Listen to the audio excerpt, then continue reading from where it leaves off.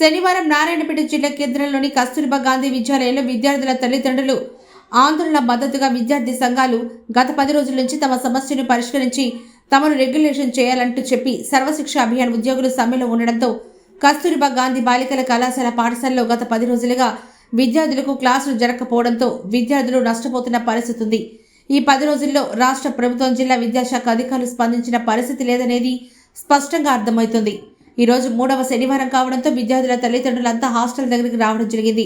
ఉదయం 10:30 నుంచి పేరెంట్స్ అంతా అక్కడే వెయిట్ చేసినా వాళ్ళ పిల్లలతో మాట్లాడడానికి విద్యార్థులను బయటకు వదలకపోవడంతో తల్లిదండ్రులంతా కోపంగా మా పిల్లల్ని మమ్మల్ని కలవనివ్వరా, మాట్లాడనివ్వరా అంటూ హాస్టల్ ముందు యాదగిరి మెయిన్ రోడ్డుపై రాస్తారోకో నిర్వహించారు. ఈ రాస్తారోకోకు పీడీఎస్యు, ఎస్ఎఫ్ఐ విద్యార్థి సంఘాలు మద్దతు తెలపడం జరిగింది. దాదాపు గంట సేపు రాస్తారోకో నిర్వహించిన విద్యాశాఖకు సంబంధించిన అధికారులు ఎవరూ రాకపోవడంతో అలాగే కూర్చుంటామని మొండికేసి విద్యార్థుల తల్లిదండ్రులు విద్యార్థి సంఘాలు కూర్చున్నారు. దీంతో పోలీసులు విద్యాధికారులతో మాట్లాడి సమస్యను పరిష్కరిస్తామని చెప్పడంతో రాస్తారోకోకు విరమించడం జరిగింది.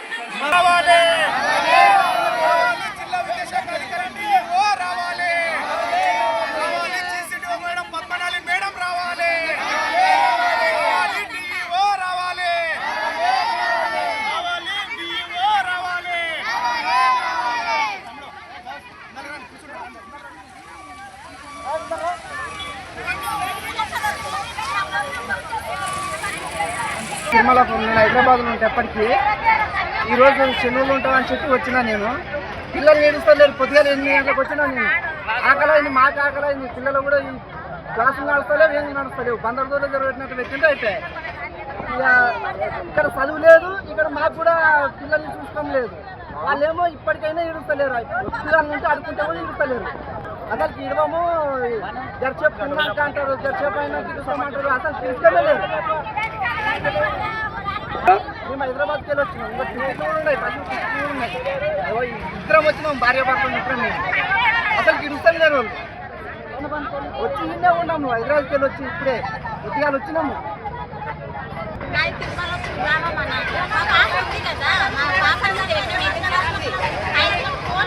కొంచెం చూపించటమని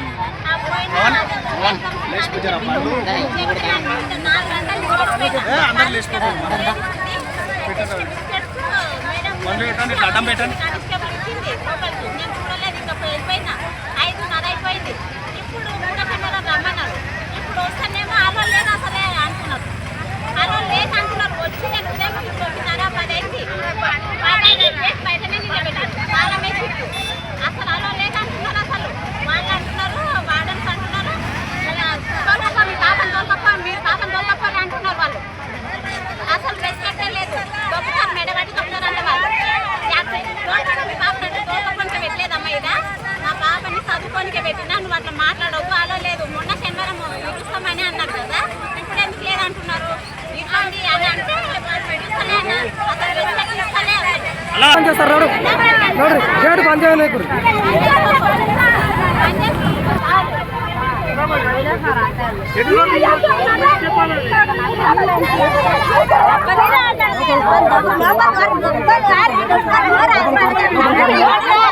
లోపలికి నడు. మీరు ఫస్ట్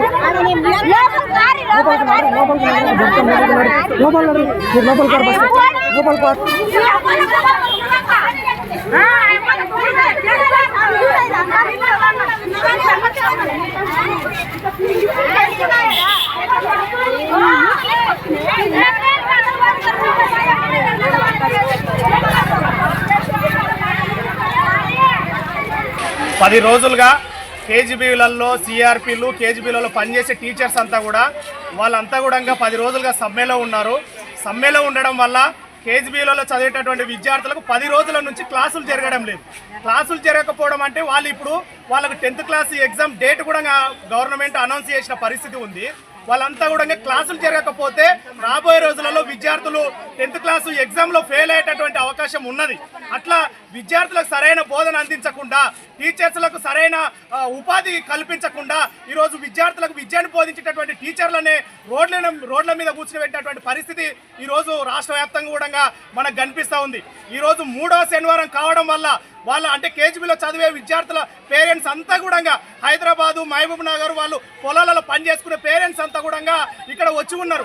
వాళ్ళు ఉదయం 10:30కు వస్తే ఇప్పటి వరకు విద్యార్థులను కనీసం పేరెంట్స్ దగ్గర మాట్లాడడానికి కూడా బయటికి వెళ్ళినటువంటి పరిస్థితి ఇక్కడ మనకు దాపరించి ఉన్నది. అంటే పేరెంట్స్ ఉదయం వచ్చి వాళ్ళు ఇక్కడ కూర్చుంటే పిల్లలు మాట్లాడకపోతే వాళ్ళు కనీసం భోజనం కూడా చేసేటటువంటి పరిస్థితుల్లో పేరెంట్స్ అంతా కూడా మంచినీళ్ళు లేకుండా తిండి లేకుండా ఇబ్బందులు పడుతూ ఉంటే కనీసం పిల్లల్ని పేరెంట్స్ దగ్గర మాట్లాడలేకుండా వాళ్ళు బంధించేటటువంటి పరిస్థితి ఇక్కడ మనకు స్పష్టంగా కనిపిస్తూ ఉన్నది.